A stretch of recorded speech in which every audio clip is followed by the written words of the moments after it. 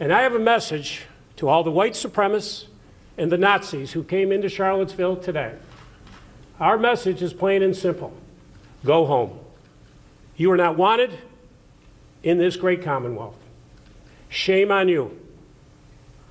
You pretend that you're patriots, but you are anything but a patriot. You want to talk about patriots, talk about Thomas Jefferson and George Washington, who brought our country together. You think about the patriots today, the young men and women who are wearing the cloth of our country. Somewhere around the globe, they are putting their life in danger. They're patriots. You are not. You came here today to hurt people. And you did hurt people. But my message is clear. We are stronger than you. You have made our commonwealth stronger. You will not succeed. There is no place for you here. There is no place for you in America. We work here today to bring people together, to unify folks. I remind you all that we are a nation of immigrants. Unless you're Native American, the first ships that came to Jamestown, Virginia in 1607. And since that time, many people have come to our great country to unite us. Our diversity, that mosaic tile of immigrants, is what makes us so special. And we will not let anybody come here and destroy it. So please go home and never come back. Take your hatred and take your bigotry. There is no place. And if I could give you a piece of advice, use your time and energy to help people. Come with me to a homeless shelter. Come with me to help a veteran find a job or a place to live. That's what we need help on, to bring people together. I spoke to the president this afternoon, and we had a conversation, and I told the president that there has got to be a movement in this country to bring people together. The hatred and rhetoric that has gone on and has intensified over the last couple months is dividing this great nation. We need to work together. I told the president that twice. I'd be willing to work with you if we can work together to bring people together. But stop the hate speech, stop the rhetoric in this country. We have got to bring people together. But we are a great commonwealth, and we are a great nation. And we are even stronger today because of those actions of those people who came with their bigotry and hatred. I'd now like to introduce the mayor of the city of Charlottesville, Michael Signer. Thank you, Governor. This is one of the world's truly great cities. We have been the home of a lot of history. We have overcome a lot in our democracy. We've overcome McCarthyism, we've overcome segregation, and we're going to overcome this. This tide of hatred and of intolerance and of bigotry that has come to us and that has marched down with torches the lawn of one of the founders of democracy, it is brought here by outsiders, and it's brought here by people who belong in the trash heap of history with these ideas. They're going to be in the trash heap of history. This day will not define us. We will define this day by the story that we continue to tell tomorrow and the tomorrow after that, the week after that, and the year after that. There is a very sad and regrettable coarseness in our politics that we've all seen too much of today. Our opponents have become our enemies.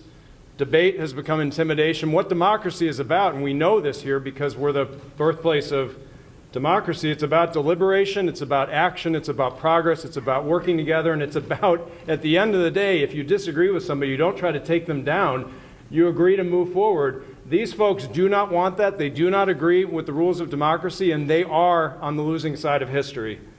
The work of rebuilding, of healing, is just beginning today. Tomorrow will come, and we will emerge, I can promise you, stronger than ever. With that, I also want to thank the state government. I want to thank Governor McAuliffe, Secretary Moran for all their help.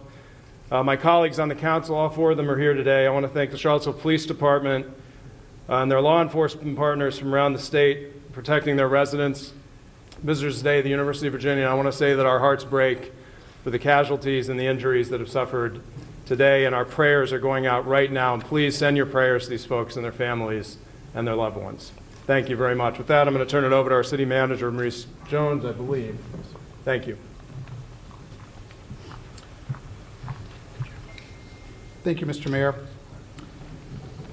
Hate came to our town today in a way that we had feared, but we had never really let ourselves imagine would. I wanted to start today by thanking the Virginia State Police and our law enforcement officers and all the first responders who are here in Charlottesville today to protect our community. The Charlottesville Police Department and our state partners and the Virginia State Police were on the scene in our community very early this morning, anticipating large crowds. Our law enforcement was on hand before 10 o'clock this morning, actually began around 6 o'clock this morning. And unfortunately, as we went through this day, we had folks who came here to cause mayhem and chaos and mischief, and it resulted in three fatalities here in the city of Charlottesville. In the days and the weeks to come, our city will have many conversations in City Hall, in community centers, in our houses of worship, over our fences, and at our dinner tables. I would ask that, in addition to sharing our grief and looking back at this difficult and extraordinary summer, that we look forward. I would ask that we would consider the question of who we are as a city and who we wish to be. I would ask that we each seek opportunities to seek people who share our home here in Charlottesville, but who are outside of our circles. I would ask that we work to build meaningful relationships and foster strong connections.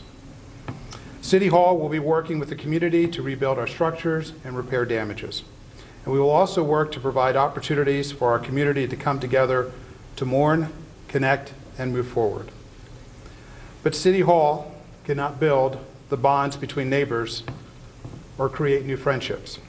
I'm calling on each one of our residents, not only here in the city of Charlottesville, but in the Charlottesville area, to come together and take all of this into our hearts and our daily lives today, and to begin healing as a community. If we all come together, we cannot fall apart. We will be with you, and we will be beside you, as together we write the next chapter in Charlottesville's history. Thank you.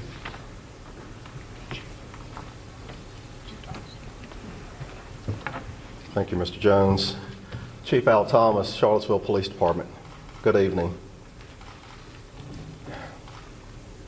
The premeditated violence that our community experienced today was completely unacceptable. The situation escalated rapidly into violence, and we had no choice but to deploy additional personnel from the Virginia State Police, the Virginia National Guard, to help disperse the crowd and move people safely through the streets. None of the injuries sustained today were due to engagement with law enforcement. As of late this afternoon, there have been at least 35 people treated for injuries by city personnel. 14 people have been treated for injuries resulting from individual engagements. 9 pedestrians were treated for injuries in a 3-vehicle crash at the intersection of 4th Street and Water Street here in downtown Charlottesville. Their injuries range from life-threatening to minor. The crash also claimed the life of a 32-year-old female pedestrian at the intersection as she was crossing the street. We are still in the process of notifying her next of kin, so we will not be releasing her information until that takes place, as a courtesy to the family. The suspect vehicle that left the scene of the crash was located moments later, and the male driver is in custody with charges pending. We are currently treating this as a criminal homicide investigation. I also want to extend my appreciation to the many individuals who witnessed the crash for helping us by providing statements, photos, and video evidence. Again, the crash remains under investigation. So where do we go from here?